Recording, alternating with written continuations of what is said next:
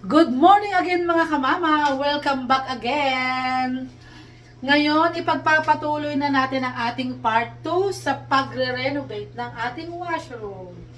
So yan ang nakita natin sa part 1 ng ating vlog. So ngayon ay mag-i-install na tayo ng mga lababo at ng paliguan. Eto nga si kapapa natin ay naglalagay na siya ng mga pangdikit sa wall shower natin. And eto yung ating kabebe, say hi mga kamama, good morning. Hi mga kamama, good morning. Kakakain lang po niyan. At siya'y pupunta sa piano and guitar lesson niya. So ayan, maligo ka na anak. At kami busy ni kapapa. So yun, nagpaalam siya, papalitan daw niya yung kanyang damit. Kasi may birthday party siyang aatenan. Ayaw niya daw yung inayos kong damit para sa kanya. Iba na talaga pag nagbibinata. Ang dami ng mga may sarili na silang desisyon sa pananamit.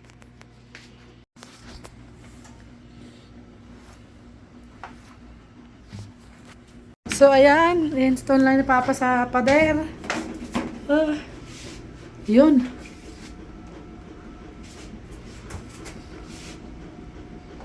Shoot sa butas.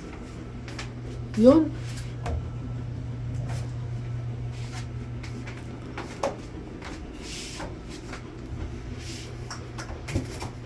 Kamama, hindi na po kami gumamit ng pang-roll dyan. So, pwede naman po siguro yung roller pen, kaya ito na lang pinagamit ko kay kapapa. Para pang-flat lang siya. Hoy, inaalis pala uli, Papa? Para? Activate yung kanya. Bale, idinikit po ng kapapa natin yung shower wall. Pero inalis niya uli, ipapa-activate niya daw po yung mga adhesive. After that, ilalagay niya na ulit. Ganun pala yun.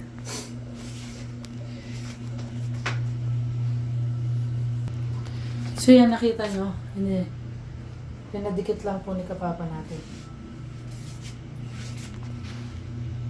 So ayan, dinikit na po muli ng ating kapapa. Pagkatapos niyang i-activate yung mga adhesive.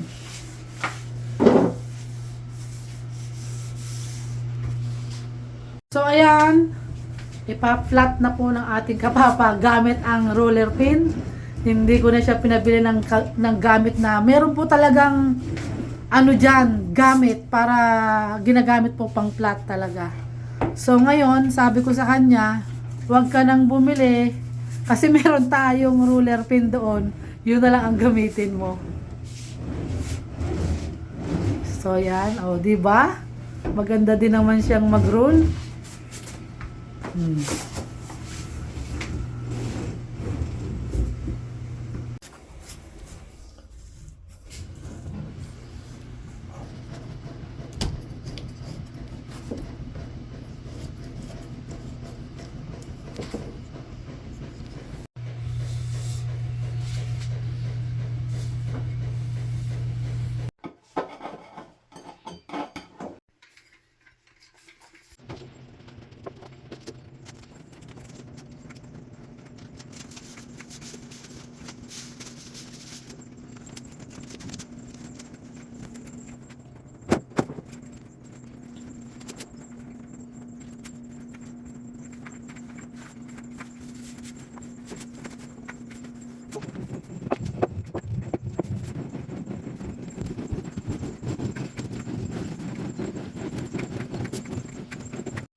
So yun, susunod po natin ilagay ay yung lagay ng mga sabon, patungan.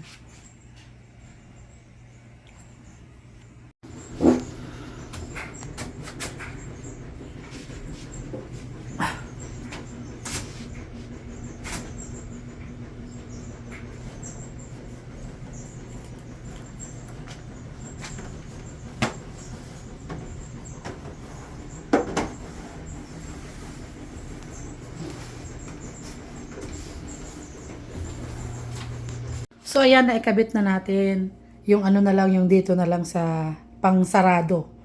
Ang hindi pa natin na ikakabit. At saka yung mga shower doon. Yan po yung ating luma, 'di ba? Parang bago pa. Lilinisin pa natin yan, yung final na linis. Pero ito na, medyo napaputi ko na. Pero may tira pang kaunti, hindi ko maalis. Medyo maputi-puti na siya.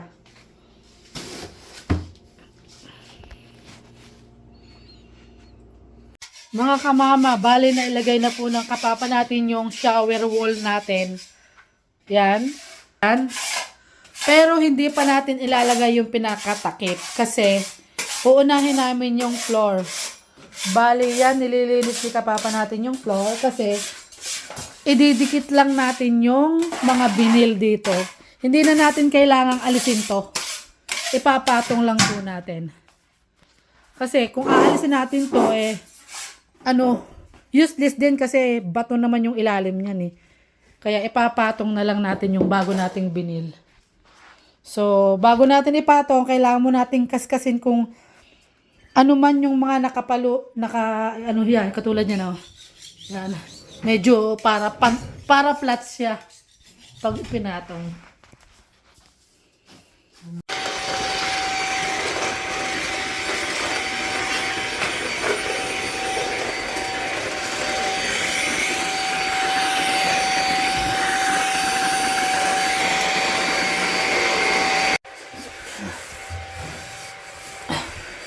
Kailangan linisin muna natin mabuti bago natin ipatong yung ating binil palaw. Hindi nakaumbok. So, yan.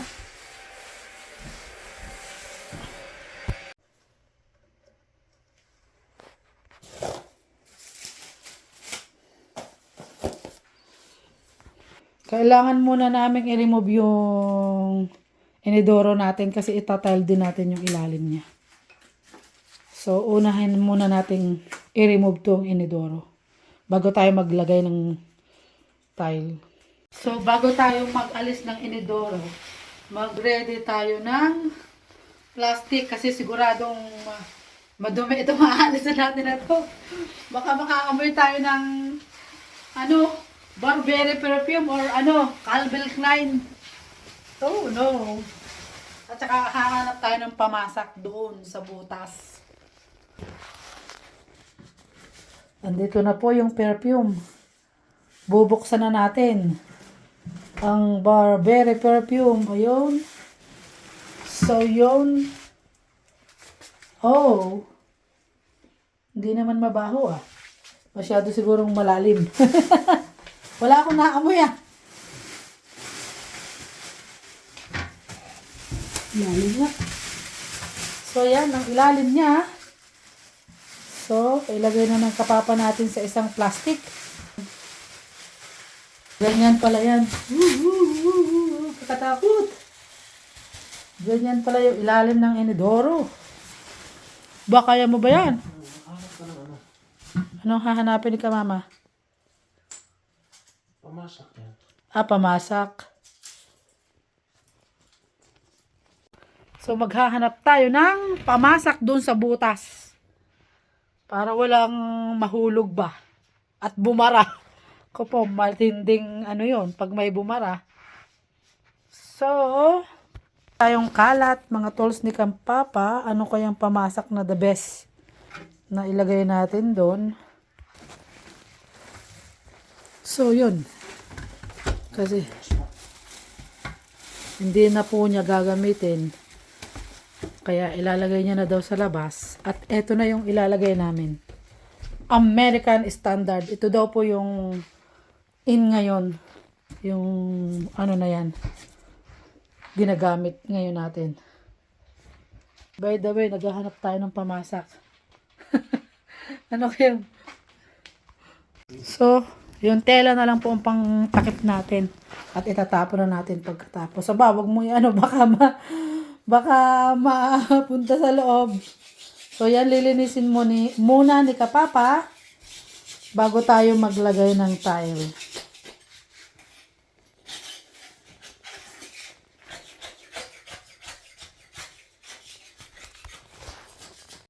Bale, inalis po namin yung inidoro pero hindi po siya mabaho. Wala tayong naamoy na Burberry perfume.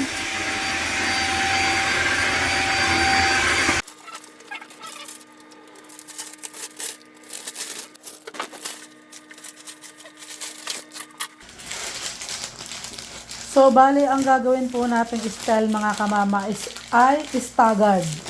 Hindi po natin susundin yung mga design yung para magduktong-duktong siya. Kasi ang uso daw po ngayon ay staggered yung design.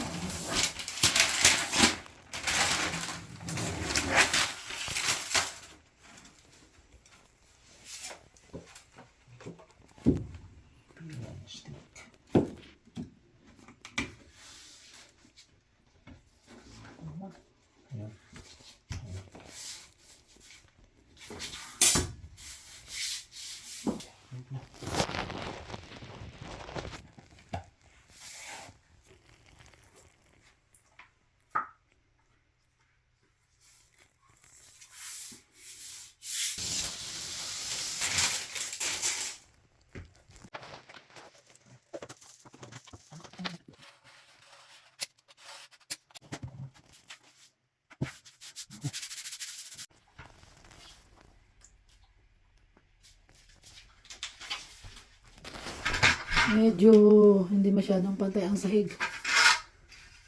Pero okay lang. Ganun talaga.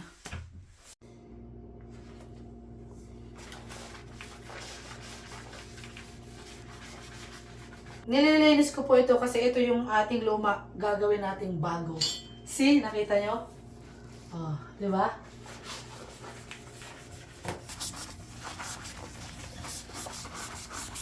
So, ayan.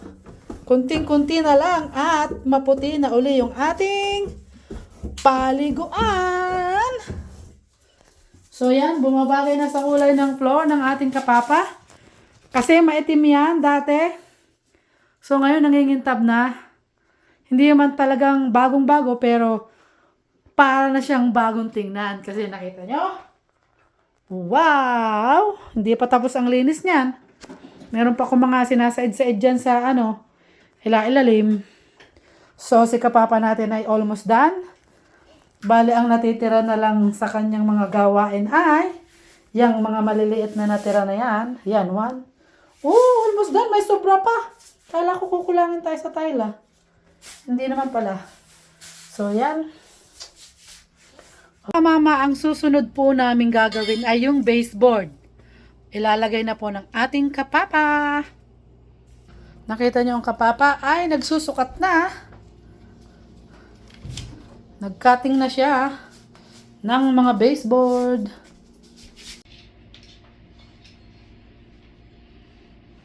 So yan, binabawasan po ng kapapa natin kasi pang corner po yan para maganda po yung lapat sa kanto.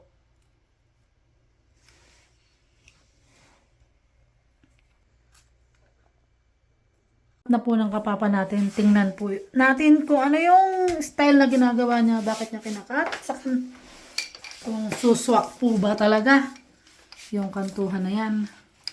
Oy, ganun pala nga naman. Para pakitaan ko ng corner na yan. Oh, tama. Ganun pala yun. Kaya pala binabawasan ng kapapa natin sa likod. Ay, tulungan natin ang kapapa.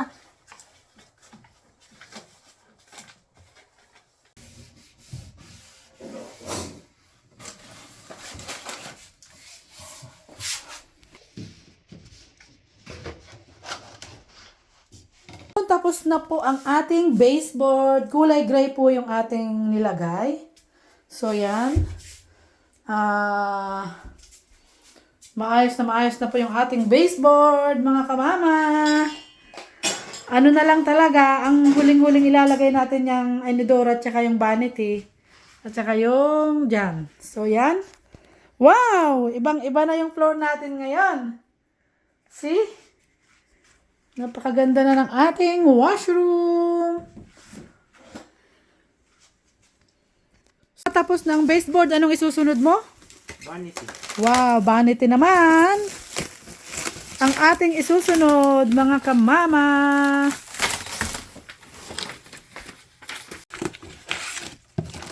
So, yan, ang daming kaplastikan. Ako, ang daming screws. Screws natin. Ay, napakadami. Oh, may mga ano pa. Ayan.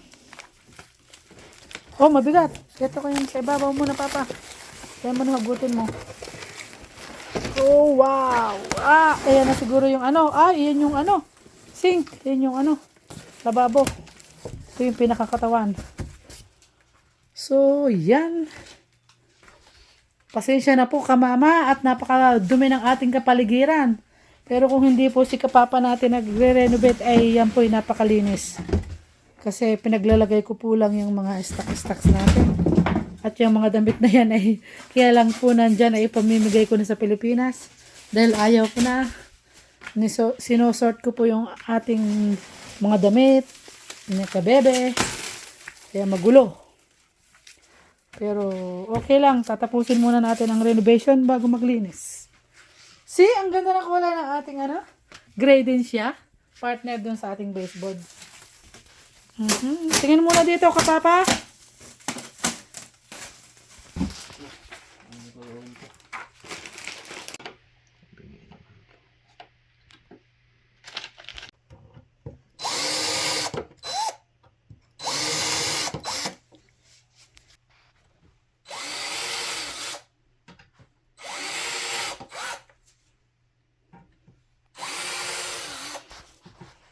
Nakalagay na yung paa at binubutasan niya na yung gilid kasi doon i-connect yung tubo ng ating lababo.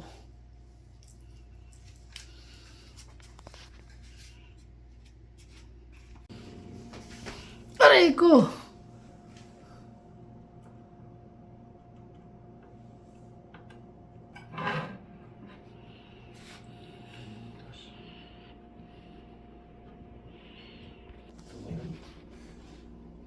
Size yan ng mga pambutas mo. Marami palang mga kagamitan tong si kapapa. Mga pambutas-butas daw. May mga sizes pa.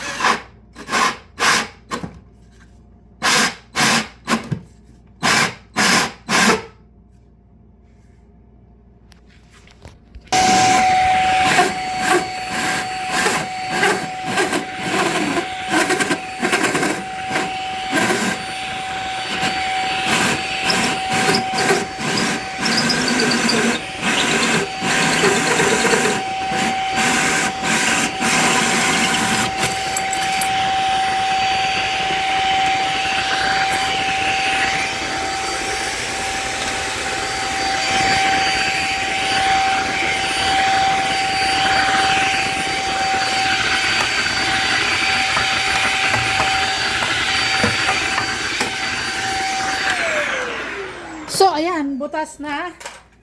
Doon natin isusok-sok yun dito.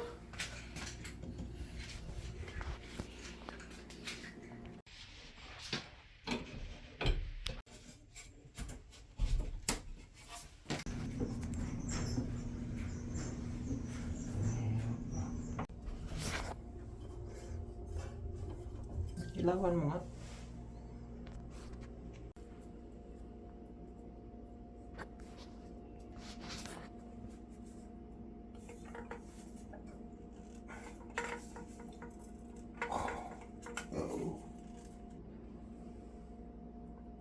Didikit yan eh.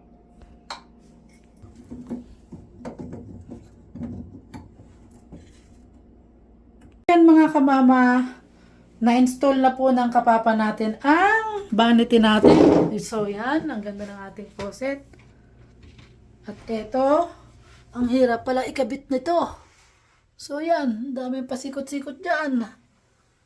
Tingnan nyo yan. So yan. Ang cute ng vanity natin, di ba? Kulay gray. So, ang susunod nating ikakabit ay ang inidoro. Nandito naman tayo sa inidoro. Ikakabit na natin yung ating taihan.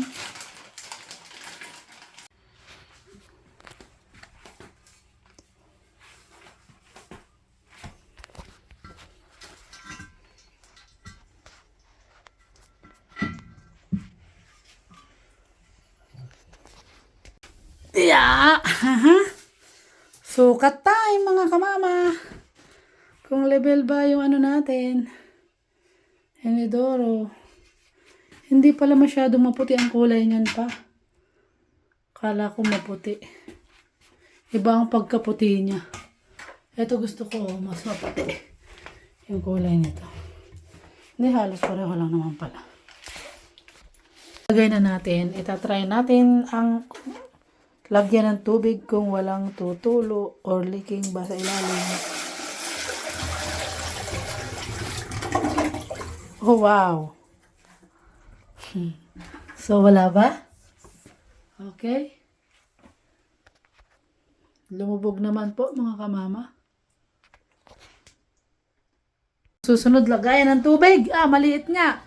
Makatipid tayo ng tubig. Yeah. So, yun. Sok na.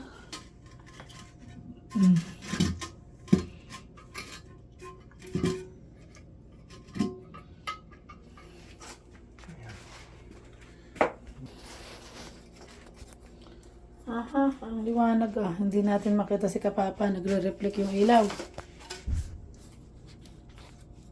Ayan. Bagong-bago po yan. Bagong-bago yung ating gamit.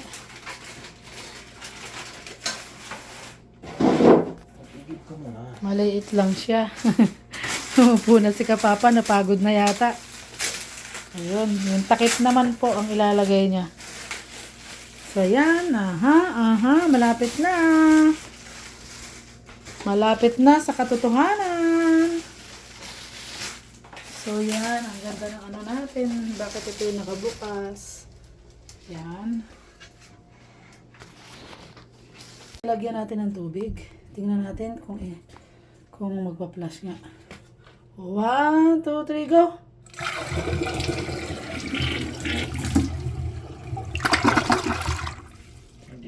Naikabit na po ng Kapapa natin ang ating inidoro. At saka yung flash natin. Okay na siya. May takip na rin. Wala pa yung takip nito, Papa. So, yung takip na lang ilalagay natin. Ano lang naman? Yung Papa? Yung takip? So, yan. Bago na rin po yung ating inidoro. Bago din yung ating vanity. Ito lang pong paliguan ng ating luma. Pero nilinis ko na po yan. Ginawa ko na rin bago. Tingnan nyo naman, oh. Makintab na rin. So, yan. Lalagay niya yung takip. O, diba? So, yan. Nice work, Kapapa. Nice work. Maglalagay na lang tayo dito ng drawer na maliit. Lagay ng mga something. Yan, dyan sa tapat ng sink or sa tapat ng dito. Pinag-iisipan ko pa kung dito or dito. Pwede namang dalawa. So, yan. Ako, naglilinis na. Abay, laging malinis yan, Papa, ha? Ayoko nang madumi. Bago yan, eh. O, isa na lang po ang ating install, yung ating paliguan. O, diba? So, anong susunod natin ilagay pa? Liguan naman. So, yung liguan naman dito. Na-install naman na to. Yung lang takip ang hindi pa. Naman ni Kapapa yung faucet natin sa vanity. Yan, kung ano, kasi nakasarap pa yun sa ilalim. Oh, wow, yan. May tubig na rin tayo sa lababo. Wow, hot and cold po yan. Hot and cold. So, try ko nga to. Whoop, yun, sara. Bukas, sara. Bukas. Okay. Good job, Kapapa. So, yan. Wow! Meron na tayong tubig. Buksan mo lahat. Yan, ito naman yung ano mo ito, Papa? So, yan, close, open, close, open. Wow, good job ka, Papa. Thank you. Thank you, Mama. Yes, yay! Galing ng kapapa natin. Hot water na. Hindi na kami gumagastos ng 10,000 para sa aming washroom. Dito sa Canada, mahal ang ang labor ng plumber. Yun ang pinakamataas na labor dito. Dahil hindi lang labor ang babayaran mo pag nagtawag ka ng plumber. Pati yung travel time nila, babayaran mo. Ah, ganun ba? Oo. Hindi naman lahat laging bawat taon na mayroong plumber eh. Natatawag ka pa dun sa halos sa bayan, 50 kilometers, babayaran mo yan, 50 kilometers. Ay, buti na lang, kahit pa paano marunong ka. Dito, importante. Handyman. Ang aking handyman. Si Kapapa. Simple lang sa mga bahay, marunong kang gumawa. Dahil mahal nga dito sa Canada. Okay. So yon, sabi ni Kapapa natin, ay, kapag may bahay ka dito sa Canada, kahit pa paano yung mga simpleng repairin, kailangan alam ng mga ng mga kapapa natin. Para naman less tayo sa gastos kasi napakamahal nga ng mga dito, pag humanap ka na magtatrabaho sa bahay mo. Pero yung mga simple lang, dapat kailangan din nating alamin kasi tayo din ang magagastusan. So yan, by the way, thank you. Hindi pa tayo tapos, Kapapa. Ito na lang. Naglalagay na po ang Kapapa natin ng nitong shower natin na to, shower wall.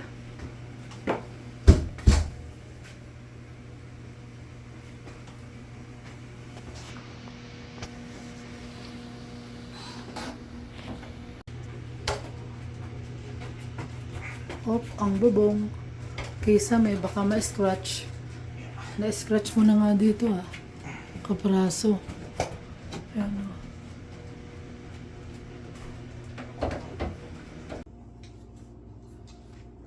So, ayan mga kamama. Ito na po yung pinaka-final niya na gagawin. Maglalagay na siya ng silicone sa mga gilid-gilid ng kanyang shower. Ayan, yung ating luma. Ginawa nating bago.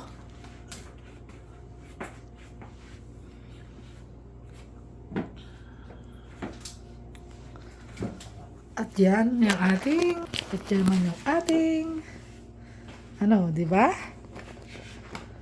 Parang hotel na to Yung pagkatira ng ating Kapapa dito Wow. So, ito na yung kanyang final na gagawin. Magsisilikon po ang ating Kapapa sa mga gilid-gilid.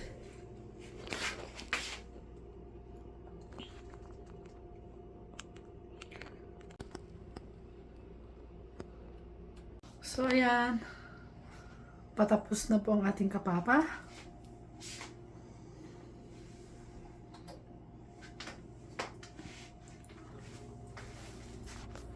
Mga kamama, kinuha ko yung mga resibo natin. Kasi, natapos na po yung renovation natin. Papakita ko po sa inyo.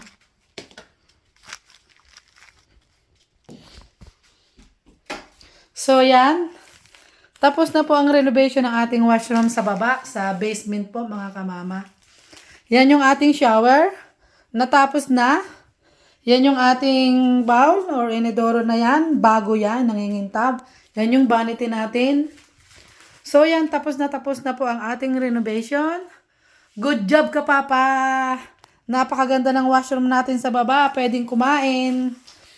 So, ayan yung tile natin, napakaganda rin. Yung baseboard natin, may baseboard din yan, kulay gray. So, yan yung mga binili nating bago. Yan.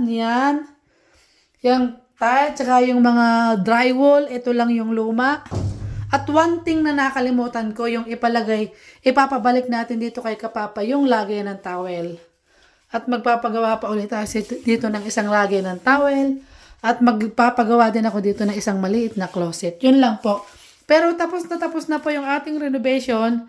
Na-fix na po ng Kapapa natin yung tumutulo dyan. Na-fix niya na yan.